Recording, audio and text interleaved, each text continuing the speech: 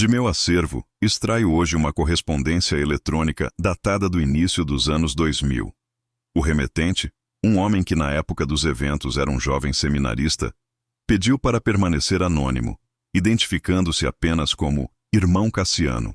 O documento narra uma experiência avassaladora ocorrida no final da década de 90, em uma pequena comunidade rural aninhada nos contrafortes da Serra da Mantiqueira, uma região cuja geografia imponente historicamente moldou o isolamento e a cultura de seus habitantes. O que se segue é a transcrição de suas palavras. Meu nome é Cassiano, e no final da década de 90, eu era um jovem seminarista, com a alma transbordando de fé e o coração ardendo com o desejo de levar a palavra de Deus aos lugares mais esquecidos. Minha formação era teórica, forjada nos livros e nos debates teológicos. Eu conhecia os demônios das Escrituras, as metáforas do mal, mas jamais imaginei que encontraria uma de suas manifestações caminhando sobre a terra vermelha do interior de São Paulo. Fui designado para uma missão de apoio em uma paróquia, na zona rural de São José do Rio Pardo. O padre titular, já idoso, precisava de auxílio para visitar os sítios e fazendas mais distantes, espalhados por um vale profundo. O lugar, chamado Distrito de Águas Frias, era um desses bolsões de isolamento que a geografia da Mantiqueira cria com maestria. Uma única estrada de terra, sinuosa e mal conservada, era a artéria que conectava aquelas poucas dezenas de famílias ao resto do mundo. A paisagem era de uma beleza melancólica, um mar de morros frequentemente coberto por uma neblina fria que parecia sussurrar segredos antigos. Fiquei hospedado na casa de um dos paroquianos, um sitiante viúvo chamado Osvaldo, homem de poucas palavras, pele curtida pelo sol e mãos grossas do cabo da enxada. Na primeira noite, à luz de um lampião a gás, ele me descreveu a comunidade. Gente boa, trabalhadora, temente a Deus. Mas seu rosto se fechou ao mencionar uma única exceção. O senhor vai conhecer todo mundo por aqui, irmão, ele disse, a voz baixa.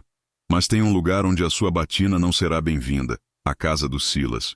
Segundo Osvaldo, Silas era um homem recluso que vivia no último casebre antes da mata fechada. Ninguém sabia muito sobre ele. Havia chegado há alguns anos, comprara o pequeno lote de terra e vivia do que plantava e caçava. Não falava com ninguém, não ia à venda, e quando precisava cruzar com alguém na estrada, baixava a cabeça e apertava o passo. O que mais perturbava a vizinhança, no entanto, eram os acontecimentos estranhos que cercavam sua propriedade. Galinhas e cabritos dos sítios vizinhos desapareciam, e às vezes, durante a noite, ouvia-se um som vindo de suas terras. Um som que Osvaldo descreveu como o choro de um animal grande sendo estrangulado. Movido por um misto de dever e ingenuidade, decidi que Silas era exatamente o tipo de alma que eu deveria buscar. No dia seguinte, um sábado, após uma manhã de visitas, peguei meu material e caminhei sozinho pela estrada poeirenta em direção ao seu sítio. A propriedade era ainda mais desolada do que eu imaginara. A cerca de arame farpado estava frouxa, coberta de mato. A casa era um casebre de madeira escura, quase engolido pela vegetação, com janelas que pareciam olhos vazios. Bati palmas, chamando por um boa tarde. O silêncio foi a única resposta. Insisti. A porta se abriu com um rangido lento e agonizante. Na soleira, surgiu a figura de Silas. Era um homem de ombros largos e cabelos desgrenhados, o rosto coberto por uma barba espessa. Mas foram seus olhos que me paralisaram. Eram fundos, escuros, e pareciam absorver a pouca luz da tarde. Ele não disse uma palavra. Apenas me encarou, e de sua garganta veio um rosnado gutural, baixo e vibrante. Um som que não pertencia a um homem. Um som de aviso, de ameaça territorial. Antes que eu pudesse sequer me apresentar, ele bateu a porta com uma violência que fez a estrutura tremer. Entendi o recado. Ali, a palavra de Deus não tinha permissão para entrar. Voltei para a casa de seu Osvaldo com o passo apressado, o coração martelando contra as costelas. Aquele rosnado ecoava em minha mente. Não era raiva. Era algo mais antigo, mais fundamental. Era o som de uma besta protegendo seu covil. Quando contei a Osvaldo o que ocorrera, ele não demonstrou surpresa. Apenas balançou a cabeça lentamente, como quem ouve a confirmação de um fato da natureza. Como a chuva que cai ou o sol que queima, ele me serviu uma caneca de café forte e, pela primeira vez, quebrou sua reserva, decidindo que eu precisava saber a verdade sobre o homem da mata. Foi coisa de uns meses atrás. Ele começou, os olhos fixos em um ponto qualquer da parede de madeira. O Bento, meu vizinho do outro lado do córrego, me ligou de madrugada, desesperado. Alguma coisa tinha entrado no galinheiro e no chiqueiro dele. Quando cheguei lá, a cena era de carnificina. Não era onça nem jaguatirica, irmão. Onça mata para comer. Aquilo matou por prazer. As carcaças estavam estraçalhadas, espalhadas pelo terreiro. Osvaldo fez uma pausa, engolindo em seco. Eu tinha que ir para a roça antes do sol nascer. Peguei meu facão e segui pela estrada. Foi quando eu o vi. No meio do caminho, parado, estava o Silas, nu como veio ao mundo, o corpo sujo de terra e com manchas escuras, quase pretas, de sangue seco. O cabelo e a barba estavam emaranhados com folhas e gravetos, e ele tremia, apesar do ar parado da madrugada. Eu parei, firmei o cabo do facão na mão. Gritei para ele, perguntei o que diabos ele estava fazendo. Os olhos dele, Cassiano, não, eram de gente. Brilhavam no escuro, um amarelo doentio. Ele me viu, arreganhou os dentes e soltou aquele mesmo rosnado que o senhor ouviu. Depois, correu para o mato, se movendo de um jeito torto, desengonçado, desaparecendo na escuridão.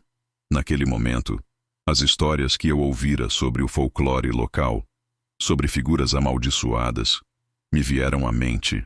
O povo antigo dizia que há homens que carregam uma maldição, que em certas noites a alma deles sai para fazer desgraça, vira bicho. Mas meu treinamento no seminário me forçava a buscar outra explicação.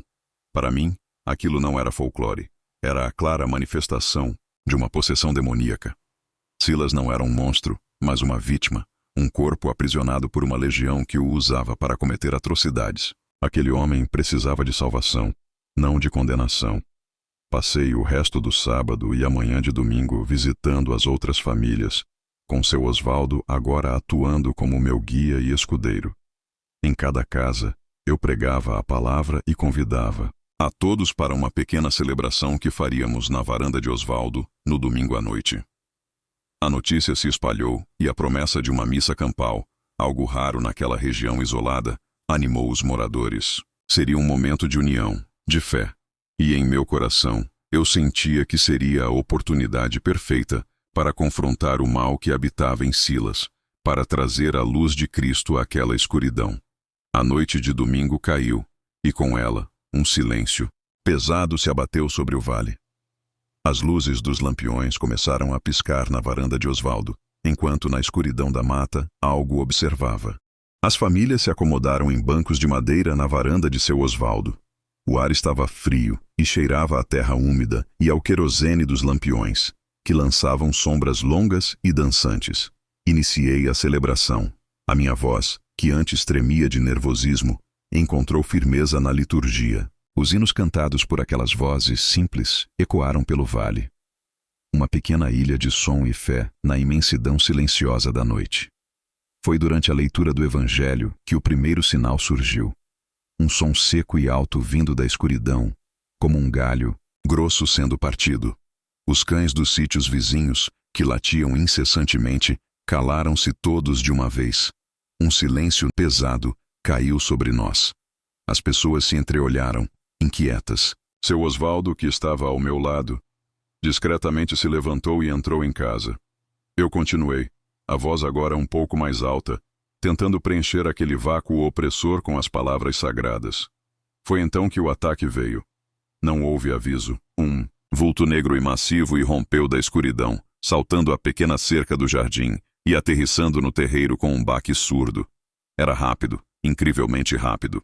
Antes que alguém pudesse gritar, ele avançou contra a varanda, derrubando um dos bancos com um impacto que estilhaçou a madeira. O pânico explodiu. Gritos de mulheres e choro de crianças se misturaram em uma cacofonia de terror puro. Não era um cão. A luz trêmula do lampião revelou um pesadelo de membros longos e tortos. Uma espinha curvada de forma inumana, coberta por um pelo preto, sujo e grosso. Ele se ergueu sobre as patas traseiras, que se dobravam para trás como as de um animal, mas seu torso era magro, quase humano. E os olhos, aqueles olhos amarelos que ardiam com uma inteligência maligna e faminta, fixos em mim. Meu sangue gelou, a paralisia do medo me dominou por um instante.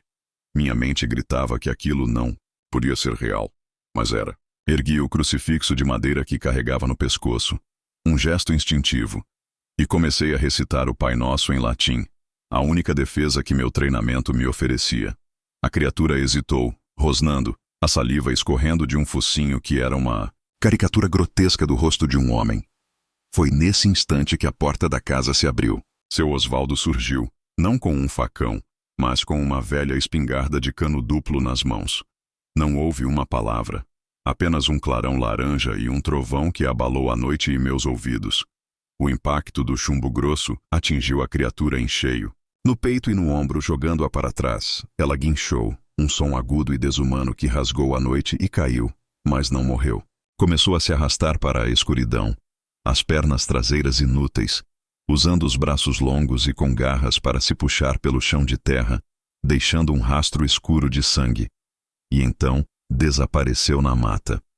O silêncio que se seguiu foi ainda mais aterrorizante. O cheiro de pólvora se misturava ao medo. Ninguém se mexia. Naquela noite, a minha fé teórica, pura e intocada, foi estraçalhada e batizada no horror. Eu não tentei salvar uma alma possuída. Eu rezei para me proteger de um monstro de carne e osso. Ninguém dormiu. Passamos a noite em vigília, as famílias amontoadas na sala de Osvaldo, enquanto ele, com a espingarda recarregada no colo, vigiava a porta. Ao primeiro sinal do amanhecer, ele e eu, armados com o facão e a arma recarregada, seguimos o rastro de sangue. Não fomos longe. Perto de uma cerca de arame farpado na divisa da propriedade de Silas, nós o encontramos. Não havia mais pelo, nem garras, nem olhos amarelos. Apenas o corpo de Silas, nu e pálido, crivado de ferimentos de chumbo grosso. A maldição, fosse ela qual fosse, o havia finalmente consumido. Eu abandonei o seminário semanas depois. Não conseguia mais ler as escrituras sobre o mal sem ver aqueles olhos amarelos, sem ouvir aquele guincho de dor. O que vi em Águas Frias não se encaixava em nenhuma teologia que eu conhecia. Era algo mais antigo, mais selvagem. Uma verdade terrível gravada na terra.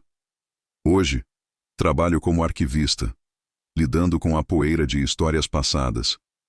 É um ofício silencioso, mas às vezes, tarde da noite, quando o silêncio do arquivo se torna profundo demais, eu ainda sinto o cheiro de pólvora e terra úmida. E entendo que há certas trevas que não podem ser exorcizadas com orações, apenas contidas. E há feridas na alma que nem a fé, nem o tempo conseguem fechar. Aqui termina o registro do irmão Cassiano. Um documento que serve como um lembrete sombrio de que, em certos rincões esquecidos do nosso país, as lendas caminham na escuridão, e a fronteira entre homem e monstro é terrivelmente tênue. Que este relato sirva como um aviso.